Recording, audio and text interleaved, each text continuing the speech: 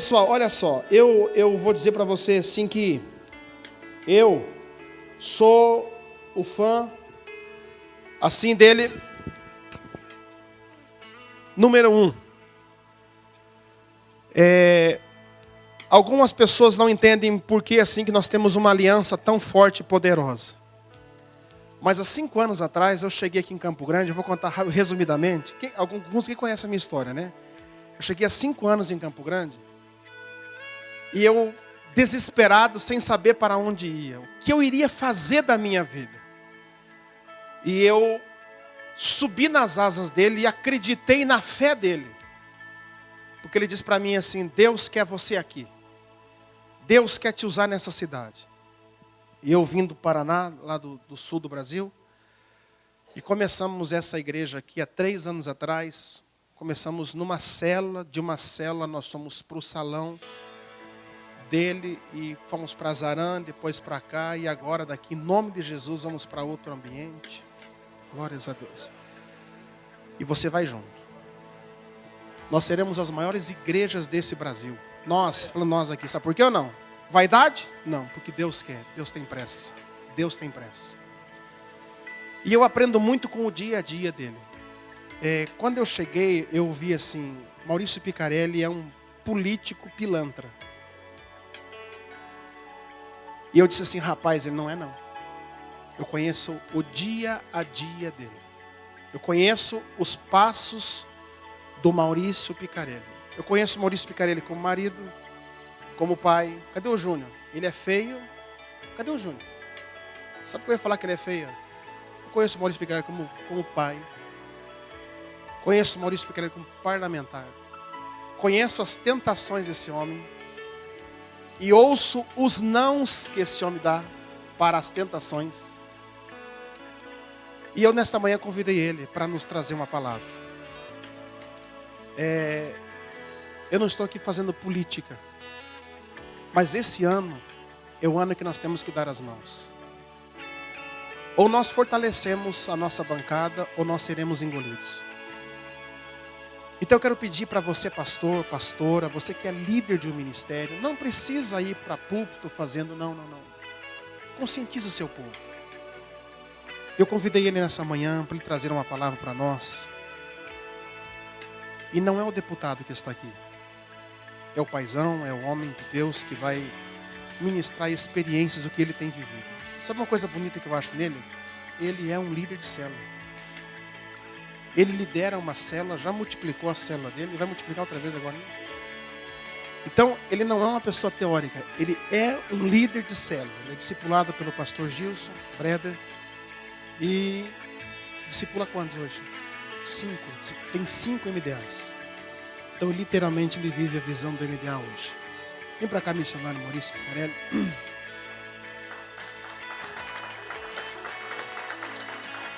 Pastor Enio, vem para cá orar, por gentileza. Ore pelo missionário aqui nesse instante. Corre aqui, pastor Enio.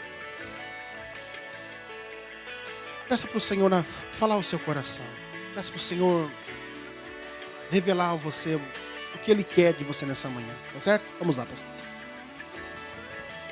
Amém. Feche teus olhos. Maravilhoso Deus, querido Pai. Nós estamos, Senhor, debaixo das Tuas mãos. Entendemos isso, Deus, que Tu és soberano sobre todas as coisas, Pai. Tu és soberano sobre a igreja, sobre a nossa nação, sobre a nossa cidade, sobre as nossas vidas. E é debaixo desta mão, ó Deus, que nós nos colocamos. Cubra-nos com Teu sangue, Senhor. Cubra a vida do deputado Picarelli, pastor Picarelli aqui, ó Deus. Cubra ele com o Teu sangue, Senhor. Ó Deus, que o Teu Santo Espírito venha conduzir, ó Deus, esta palavra. E que aquele que está aqui nesta manhã, Senhor, possa ser liberado através dessa palavra. Possa ser restaurado, possa ser abençoado, Senhor, e sair daqui, ó Deus, transformado, com outra mentalidade, Senhor. Nós te pedimos, ó Pai, dá graça a Ele, enche do Teu Espírito, sabedoria do céu, ó Pai, revelação da Tua palavra, Pai. Eu te peço agora, em o nome de Jesus Cristo. Amém, Jesus. Amém. Graça, misericórdia e paz. Amém? Quando o pastor Elias me convidou, eu tremi nas pernas, falei, você está brincando comigo? Ele falou, não, vai. Quase que eu falei, não vou não. Mas como Deus já usou uma jumenta para falar, quem sabe uma anta ele ajuda também, né? Então vamos falar alguma coisa. Uma reflexão, não é uma pregação, nem uma mensagem. E nós estamos acostumados a falar na igreja. Mas apenas uma reflexão de algo que Deus colocou no meu coração já há alguns dias, quando o pastor começou a falar, para que eu ministrasse uma palavra aos irmãos e às irmãs, a respeito de algo que nos tem tocado muito o meu coração, e eu acredito que se toca o meu coração, com certeza tocará o coração de vocês também. E ele me deu um tema aqui, o valor da paternidade. Mas antes de falar do valor da paternidade, eu quero falar um pouquinho sobre reconhecimento de paternidade, que é uma das coisas importantes. Por exemplo, quando um homem tem um relacionamento com uma mulher, talvez ele casado, talvez um relacionamento assim simples, um caso que acontece e a mulher fica grávida. E depois ela tem uma criança e ela vai até um cartório e pede o reconhecimento de paternidade dessa pessoa. Se a pessoa é casada, a situação dele se complica. Se ele tem outro relacionamento, a situação fica difícil. Mas, como a lei exige e determina, faz o DNA e ele reconhece a paternidade. Mas por que a mulher, a moça, ou sei lá quem, que teve o filho, quer o reconhecimento de paternidade? Muito bem, para que a criança tenha um pai. Por isso chama-se reconhecimento de paternidade. Essa criança tem que ter um pai. Essa criança tem que ter um provedor. Muito bem. A passagem em Apocalipse, capítulo 21, versículo 4, que todo mundo conhece, eu vou citar alguns textos, algumas passagens aqui, que todo mundo está cansado de ver e de estudar, até de pregar sobre elas. Mas tem alguns detalhes que, às vezes, vocês podem conhecer, mas que talvez passe despercebido, que tem um relacionamento sobre o valor da paternidade e sobre o reconhecimento de paternidade. Quando João estava lá naquela ilha e Jesus fez a revelação, essa passagem que eu considero uma das mais importantes da Bíblia. Apocalipse 21, 4. Aliás, 21, 4. Ele enxugará dos seus olhos toda lágrima, não haverá mais morte, nem tristeza, nem choro, nem dor, pois a antiga ordem já passou. Muito bem. Essa revelação importante que nós observamos, que Deus, no momento apropriado, vai enxugar todas as lágrimas, não haverá morte, não haverá mais dor, não haverá mais nada. Essa situação que nós estamos passando hoje vai acabar. É uma revelação, é Jesus que disse. E se está aqui é porque é verdade. Muito bem. No versículo 6 diz assim, disse-me ainda, está feito. Eu sou o alfa e o ômega, o princípio e o fim. A quem tiver sede, darei de beber gratuitamente da fonte da água da vida. Sede de justiça, sede de coisas boas, sede de prosperidade, sede de saúde, sede de vitória, tudo aquilo que nós necessitamos ter. Hoje, o Senhor Jesus revela que teremos. Amém? A quem tiver sede, darei de beber gratuitamente da fonte da água da vida. Quando essa revelação identifica gratuitamente, o que é gratuitamente? Você não tem que pagar nada, é de graça. Então, aquelas pessoas que têm as suas necessidades no dia a dia, recebem de graça o benefício da graça. Porque hoje, quando se fala em paternidade, as coisas se complicam quando as pessoas querem algo em troca. A mulher quer o reconhecimento do que fez o filho nela. Para quê? Para ter o quê? Sustento. Deixando de lado algo que é muito mais importante, que é o amor de pai para filho. E o amor do filho para o pai. O provedor tem que amar o filho, não porque ele provê sustento a ele. Tem que amar o filho porque ele gerou esse filho. Ele é o responsável por isso. E o filho, em contrapartida, tem que chegar ao pai, não por aquilo que o pai vai dar para ele, o sustento, a educação, não.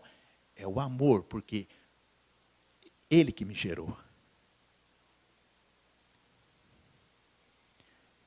No versículo 7, a revelação diz ainda assim: o vencedor herdará tudo isto. Quem é o vencedor? Aquele que recebeu gratuitamente os dons da vida, aquele que recebeu a geração do algo profundo que é o DNA do pai para o filho, do filho para o pai. E disse Deus: e eu serei seu Deus, e ele será meu filho. Glória a Deus! Que coisa linda! Quando Jesus revela a João, aquele vencedor herdará tudo isso. Toda coisa linda que está preparada para nós. Não haverá morte, nem lágrimas, nem dor, nem sofrimento. Nem estar se arrastando, vergado, procurando as coisas. Não. Ele dará gratuitamente. Eu sou teu Deus, porque você é meu filho. Ó Pai, eu sou teu filho, porque o Senhor é meu Deus. Mas existe uma situação, amados, nesse relacionamento entre pai e filho, e o pai maior que nos oferece, que é o nosso provedor maior, mas que ele, antes disso, ele nos ama, ele dá recado para as nossas vidas. Um recado muito sério, que às vezes as pessoas não percebem. E às vezes nós, como os pastores, deixamos de aplicar na nossa vida e na igreja. Porque nós temos que ser o quê? Como pais. Nós temos que ser exemplos para os nossos filhos. Para que os nossos filhos possam nos enxergar como exemplo, para que eles possam ser exemplo para outros filhos. Porque aí vem a geração, vem os filhos, vem os netos, os bisnetos, tataranetos, etc. Jesus revela a João, no versículo 8, mas os covardes, quando se fala de covardia, é a coisa pior que existe, aquele que não tem coragem, que não é ousado, aquele que se esconde, fica atrás das colunas e não quer pôr a cara, não quer chegar lá e dizer as coisas que Deus tem revelado para as pessoas, através da palavra do Senhor. Está falando do pai covarde. Os incrédulos. Porque às vezes dentro da igreja, e pode acontecer com pastores e líderes, a incredulidade. Às vezes tem pastores e líderes que oram de uma maneira decorada. É algo que não sai do espírito, não sai do coração. Observamos às vezes que a pessoa fala até bonito, fala coisas lindas, mas não tem espiritualidade, não tem algo que não é do espírito. É da pessoa, do conhecimento, da formação da pessoa. Eu conheço homens, grandes tribunos, que falam de Deus e são ímpios, incrédulos, que se utilizam do evangeliquez para tentar conquistar o povo de Deus, mas são falsos. E às vezes dentro da própria igreja, aquele que se parece com o pai, provedor, ele realmente é apenas uma máscara que ele usa, porque o seu interior não está nada assim. Covarde. Se esconde atrás de algo que não quer falar, porque não interessa para ele falar. Se a água que Jesus nos dá é gratuita, ele não pode falar, não quer falar, porque talvez ele perde clientes da igreja. Os membros da igreja, para ele, são como clientes. Se sair aquela família, eu vou perder dinheiro. Se sair aquele membro, aquele empresário, eu vou perder dinheiro. Então ele se acovarda e não fala a realidade que está na palavra do Senhor. Os que cometem imoralidade sexual. Aqueles que cometem imoralidade sexual, às vezes na própria mente. Quando Jesus nos dá a ordem de que nós devemos dar gratuitamente, abastecer os seus filhos com o melhor da sua palavra, a imoralidade está presente até no púlpito.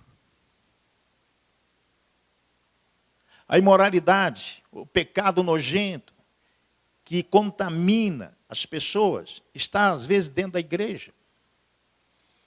E o pai espiritual, que é o pastor, que pastoreia os seus filhos, as suas ovelhas, ele tem que identificar o que está acontecendo na sua igreja para tentar fazer um processo de cura. Mas se ele estiver doente também, não existe pastor sem pastor. Por isso ele tem o seu pastor, o seu discipulador. E nós aprendemos que nós temos que confessar até as nossas tentações para que nós não possamos pecar. A vida cristã não é fácil, amados. Tenho percebido isso. Para mim é muito difícil. Muito difícil. Então nós temos que estar direto em oração, jejum e busca total para que a gente não caia em tentação. Imoralidade sexual, inclusive no púlpito. Os que praticam feitiçaria. Ah, mas na igreja tem feitiçaria?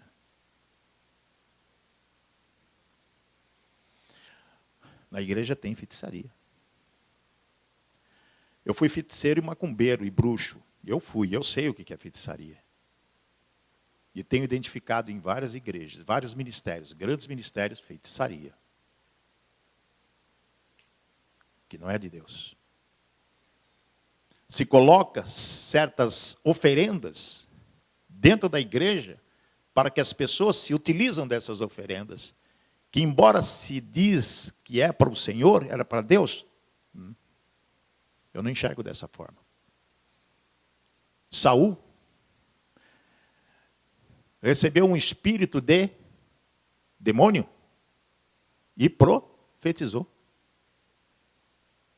Se Saul, e tem essa experiência, um demônio tomou posse dele e ele profetizou, o que pode acontecer nas igrejas? Quando existem as famosas profetadas. Depende do discernimento de cada pessoa para saber se é de Deus ou não. E todos os mentirosos, aqueles que usam máscara e que se utiliza das coisas de Deus para realmente ter benefício próprio. O que diz a revelação? O lugar deles será no lago de fogo que arde com enxofre. Esta é a segunda morte. Dentro da nossa igreja, do Senhor Jesus, não pode haver falsidade, nem mentira e nem máscaras. Amém, irmãos? Agora, o valor da paternidade. Nós falamos sobre o reconhecimento de paternidade. Reconhecer o nosso pai. O relacionamento entre pai e filho. Eu vou trazer um exemplo aqui de um discipulador e de um filho, de um discípulo. Um discipulador fora de questão. Um discipulador que todos nós temos. Ele é o principal discipulador nosso. Jesus Cristo. Ele é o nosso principal discipulador. Podemos ter o nosso pastor, por exemplo, o meu discipulador é o pastor Gilson, mas se ele não tiver Jesus, nada acontece. Tenho 5 discípulos, se eu não tiver Jesus, nada acontece. E assim por diante.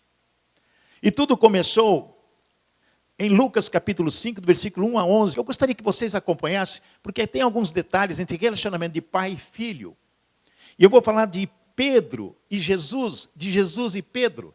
O filho Pedro, o discípulo Pedro e o discipulador Jesus e o pai Jesus.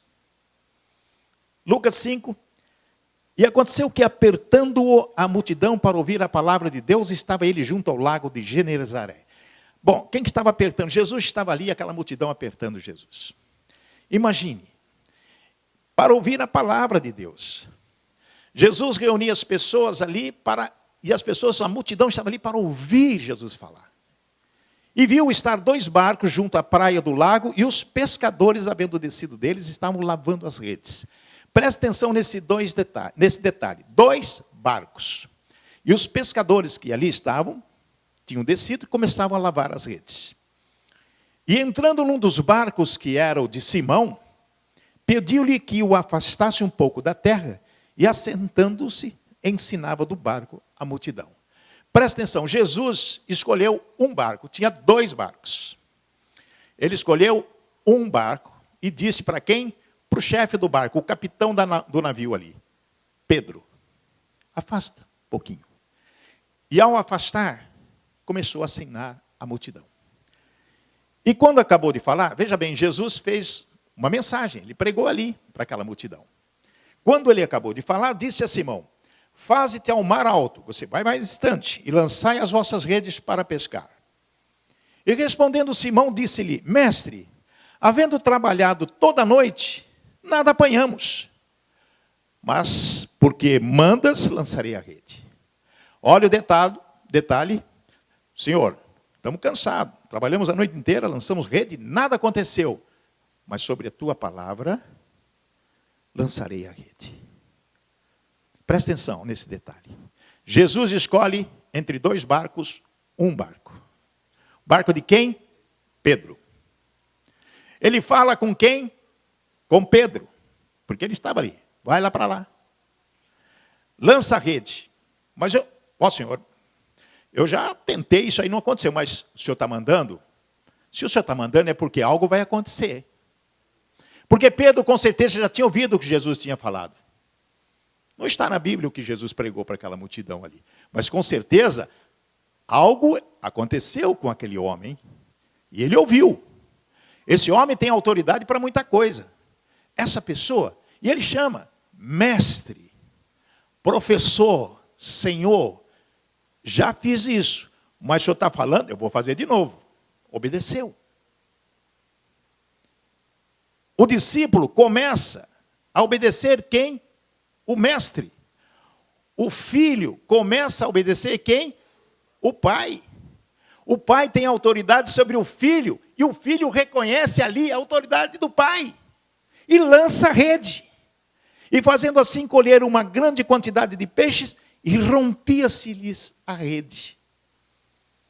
E fizeram um sinal aos companheiros que estavam no outro barco, para que fossem ajudar. Olha, não estamos aguentando, está cheio de peixe aqui.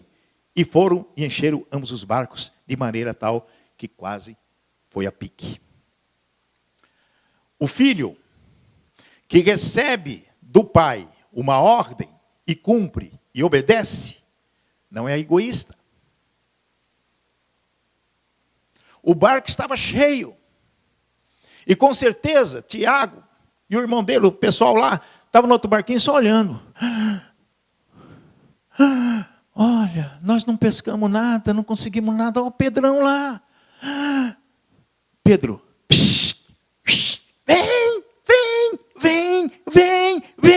vem. Olha. Imagina o escândalo que Pedro fez. Porque Pedro era escandaloso. Falava mais do que qualquer coisa. E eles foram.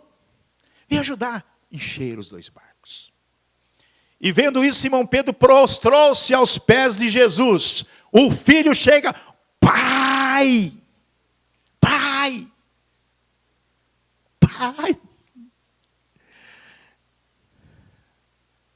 Coisa linda. Senhor, ausenta-te de mim, porque eu sou um homem pecador. Prostrando-se ao pai. O filho chega no pai. Pai, tu és grande, tu és poderoso, tu és o Senhor. Tu fez um grande milagre, eu sou pecador, Senhor. Afasta-te de mim. Não sou digno de estar diante de ti. O filho reconhece. O filho reconhece o valor da paternidade. Porque um grande milagre tinha acontecido ali. Aconteceu. Algo que ele jamais esperava. É o filho reconhecendo a autoridade do pai. Senhor, ausenta-te de mim, porque sou um homem pecador. Pois diz o texto que o espanto se apoderara dele e de todos os que com ele estavam, por causa da pesca que haviam feito. E de igual modo também Tiago, João, filho de Zebedeu, que eram companheiros de Simão. E disse Jesus a Simão: Levante, filho. Não temas. De agora em diante serás pescador de homens. E levando os barcos para a terra, deixaram tudo e seguiram. O pai faz um convite. Meus filhos, não foi só Pedro. Os outros também deixaram tudo. Falaram, vamos junto com esse meu pai. Esse é meu pai. Por quê? Porque ele vai prover o que nós necessitamos. Nós já temos tudo, não precisamos de mais nada. Deixa barco, deixa rede, deixa trabalho, deixa tudo. Queremos estar com o Pai. Pai, vamos te seguir, sim. Porque Jesus disse, vocês vão pescar outra coisa. Vão pescar almas, vão pescar vidas.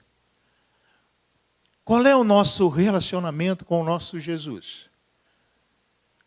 Que diz isso para nós, no dia a dia. Vem, larga tudo, siga-me. A situação entre pai e filho mostra algo mais poderoso ainda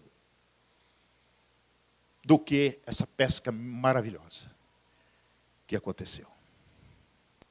Mateus 14, 25 a 29. Preste atenção. Mas à quarta vigília da noite dirigiu-se Jesus para eles caminhando por cima do mar. Nesse relato vocês sabem. Jesus vai, depois de falar com a multidão, eu vou orar agora, vocês pegam o barquinho e vai. Só tinha um barco. Os discípulos nem perceberam que Jesus estava sem barco. Mas eles pegaram o barquinho e foram. E depois Jesus, na quarta vigília da noite, lá para a madrugada, 3 horas da madrugada, Jesus andando sobre o mar. E os discípulos, vendo-o caminhar sobre o mar, assustaram-se, dizendo, é um fantasma. Olha, é um fantasma. E gritaram com medo. Jesus, porém, lhes falou logo, dizendo, tem bom ânimo, sou eu, não tem mais. Amados, veja bem, Jesus andando sobre o mar, os discípulos ali, os filhos ali. E Jesus, o mestre, o discipulador, tem o quê? Bom ânimo. Não temas. Calma. Olha eu aqui. Papai chegando. É papai. É papai. Mas aquele que é líder, nato, o grande filho, o primeiro filho, aquele que foi comprado, disse, papai, é o Senhor, pai. É o Senhor, papai. Sim, sou eu. Manda-me ir ter contigo por cima das águas. Eu quero ter a experiência que o Senhor está tendo. Eu quero ser igual ao Senhor. Eu quero ter a sua identidade. Me deixa ir contigo, papai. Vem, filho. Vem. E o filho foi e andou sobre as águas. Ele andou sobre as águas. O filho ouviu o chamado do pai, confiante. Confiante. O pai mandou eu ir, eu vou. Onde o pai manda você ir, você tem que ir. Senão você não é filho. O seu discipulador fala, vem filho que eu estou contigo. Anda sobre as águas. E Pedro andou. E Pedro andou. Só afundou porque o capeta não quer. O vento contrário, o vento da tempestade. E quando surgem essas tempestades, é justamente a tempestade de demônios que quer tirar o foco, tirar o discipulador do filho e o filho do discipulador. O pai do filho e o filho do pai. Outro dado. A figueira sem frutos. Marcos 11, 20 e 21. E eles passando pela manhã, viram que a figueira se tinha secado desde as raízes. E quem? Pedro. Lembrando-se, disse-lhe, pai, mestre, eis que a figueira que tu amaldiçoaste se secou. Pedro sempre presente com o pai. Sempre dando a primeira palavra com o pai. E o filho.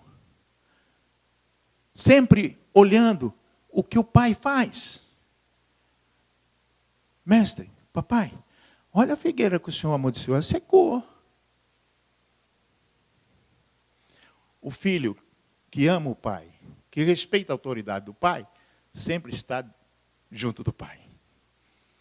ele sempre observa o que o pai faz. Ele sempre chama a atenção daquilo que o pai faz. Ele sempre olha para o pai com admiração. Ele olha o pai como exemplo. A figueira que tu amaldiçoou secou. Na transfiguração. Marcos 9, capítulo 5.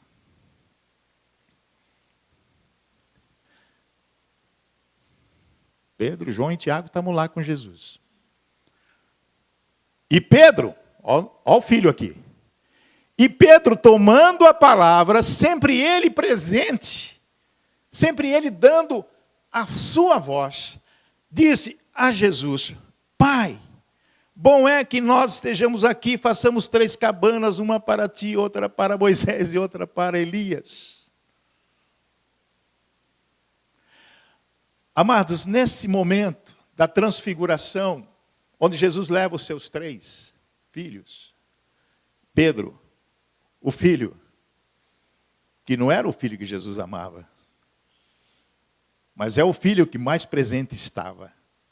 Ele fala: Pai, vamos fazer 3 cabaninhas aqui, um para o Senhor, um para Elias e outro para Moisés. Quando Pedro fala isso, o que significa entrar em relacionamento de pai e filho? Aliás, de filho para pai. Proteção. Cabana significa proteção.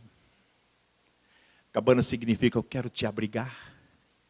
Pai, eu quero ter um lugar para pôr o Senhor aqui, para me te adorar. E já que apareceu Moisés e Elias, vamos pôr os 3 aqui para não...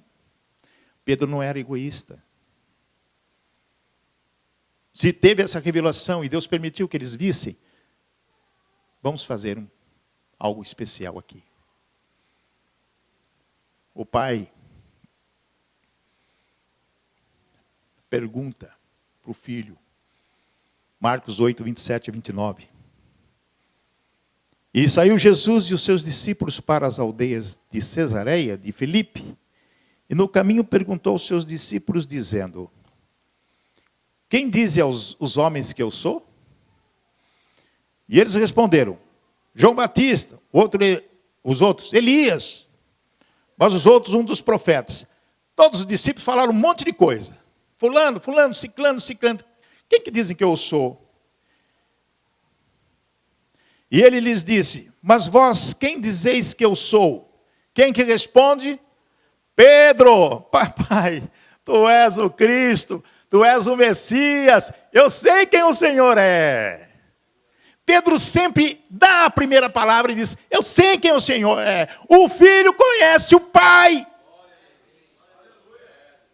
O filho tem tanta intimidade com o pai que tem a identidade do pai. E se ele tem a identidade do pai, ele é um filho. Ele é discípulo. Ele conhece o seu discipulador. Tu és o Cristo. Mas o pai, às vezes, tem por obrigação alertar seus filhos. O discipulador tem a obrigação de alertar os seus discípulos. Em Marcos capítulo 14, versículo 27 a 31, e disse-lhe Jesus: Todos vós, esta noite, veja bem o que Jesus disse: todos vós, esta noite, vos escandalizareis em mim, porque está escrito: ferirei o pastor e as ovelhas se dispersarão, mas depois que houver ressuscitado, irei adiante de vós para a Galileia. E disse-lhe quem? Pedro. Ainda que todos se escandalizem, nunca, porém, eu me escandalizarei, papai. Eu te conheço, sei que tu és, não vou me escandalizar de ti, não. Pedro tomou a palavra e sempre falou. Às vezes a gente fala besteira. Às vezes nós falamos sem pensar. Às vezes nós não pedimos o discernimento do Espírito de Deus para dar uma resposta no momento exato, na hora exata, no momento certo. O filho tem que ter o cuidado de, ao responder, pensar. Olha o que Jesus disse para ele, olha o que o pai disse para o filho: em verdade te digo que hoje, nesta noite, antes que o galo cante 2 vezes, 3 vezes me negarás. Que lambada. Fala isso não, filhinho. Você vai me negar. Mas ele disse com mais veemência ainda: ainda que me seja necessário morrer contigo, de modo algum te negarei. Olha que palavra. Olha que palavra. E da mesma maneira diziam também todos. Concordavam com Pedro, porque Pedro era um líder. E o que ele falava, o povo ia atrás. Mas o Pai está sempre pronto a perdoar e reconciliar. Porque realmente o fato aconteceu, ele negou 3 vezes ao Senhor. Quando negamos ao Senhor, quando o pai fala algo de disciplina para o filho, de orientação para o filho, e o filho, mesmo concordando, nega, acaba acontecendo algo na nossa vida, que é uma frustração. O filho, quando nega o pai, e o pai repreende o filho, há uma frustração interior do filho em relação ao pai. E o pai fica esperando o momento certo para se reconciliar com o filho. O discípulo sempre que nega o seu discipulador, o discipulador, no amor, espera o momento exato, não é na hora. Espera o momento certo para poder haver a reconciliação entre discipulador e discípulo. Depois de tudo acontecido, Pedro, tu me amas? Filho, tu me amas? Sim, pai. Eu te amo. Então apacenta minhas ovelhas. Filho, tu me amas? Sim, papai. Eu te amo. Então, filho, apacenta minhas ovelhas. Filho, tu me amas? Oh, paizinho. Tu sabe todas as coisas, papai. Tu sabes que eu te amo. Então, filho, apacenta minhas ovelhas. Amados, temos que ter a identidade do Pai. Porque quando 3 vezes se confessa ao Pai que ama, recebe 3 vezes o perdão e vem aí a reconciliação.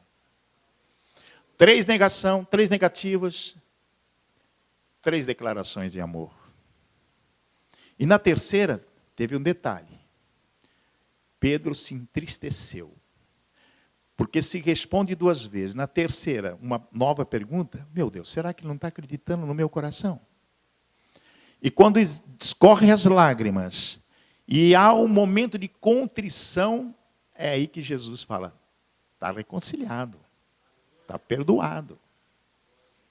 Porque não se pode pedir perdão somente de boca, tem de vir de dentro. As lágrimas têm que cair. Isso chama-se contrição. Coração quebrantado. E passa a ter a identidade do Pai.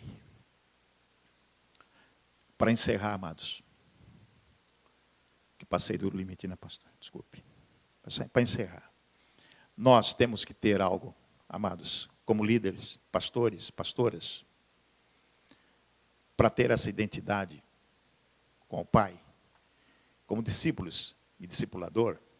Tito 1, de 6 a 9, diz: aquele que for irrepreensível, marido de uma mulher, que tenha filhos fiéis, que não possam ser acusados de dissolução, nem são desobedientes.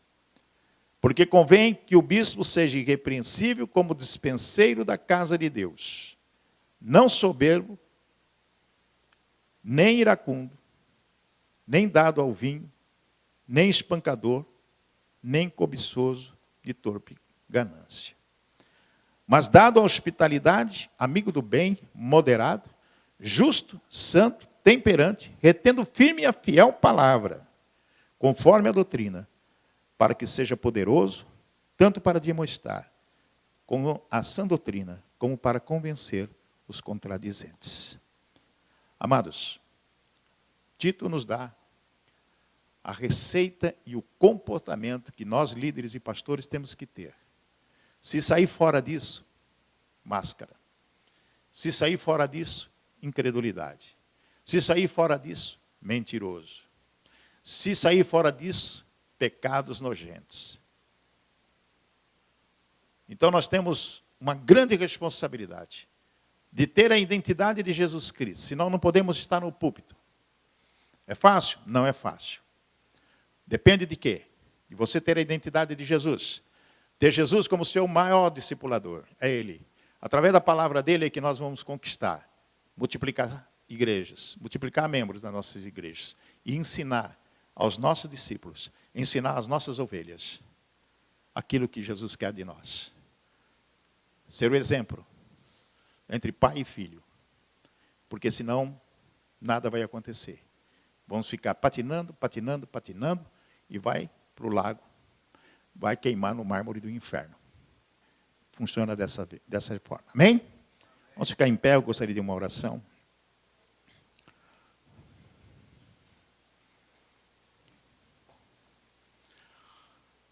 Nosso Deus e nosso Pai, sabemos que somos imperfeitos, pecadores, nada merecemos do Senhor, Pai. Sabemos que fomos destituídos da glória de Deus, mas o Senhor nos amou de uma maneira muito especial. E esse amor tem falado ao nosso coração. E nós queremos retribuir, papai, como filhos, como vencedores, para que possamos aprender mais a respeito da Tua palavra, e que a Tua palavra esteja firme e forte no nosso coração, na nossa mente, para que nós possamos viver de acordo com a Tua verdade, Senhor. Não queremos ser soberbos, orgulhosos, nem usar máscara, Pai. Queremos nos despir de todas essas coisas que atrapalham a nossa vida. Mas nós precisamos do Senhor. Jesus mesmo disse, sem mim nada podeis fazer, e é verdade. Acenda no Senhor a chama do vigor, da alegria, da paz, da vitória, para que nós possamos vencer todos os obstáculos da vida. Para que possamos trilhar o Teu caminho, a Tua verdade, que a Tua palavra esteja guardada no nosso coração, para que nós não devemos e não podemos pecar contra Ti, Pai. Ajuda-nos, Senhor, elimina as incredulidades, as falsidades, as coisas terríveis que têm nos afetado, Pai. Não deixe esfriar a Tua igreja, papai. Em nome de Jesus, nos fortaleça para que nós possamos viver na Sua dependência. Abençoa todos os ministérios aqui representados nesta igreja, papai. Os pastores, pastoras, os líderes que aqui estão. Dê a eles o discernimento do Espírito, como o Senhor fala ao nosso coração, Pai. Se o Senhor fala, nós vamos obedecer, porque nós somos Teus filhos. Queremos ser discípulos do Senhor Jesus. E o Senhor diz, só serão meus discípulos se tiver amor um pelos outros. E tem que ser dessa forma. Ajuda-nos, Senhor, a cuidar de vidas, a pescar homens, pescar almas. Ó Pai, em nome de Jesus nós oramos. Nós agradecemos com o perdão dos nossos pecados. Em nome de Jesus. Amém e amém. Que o Senhor seja louvado nessa noite. Amém.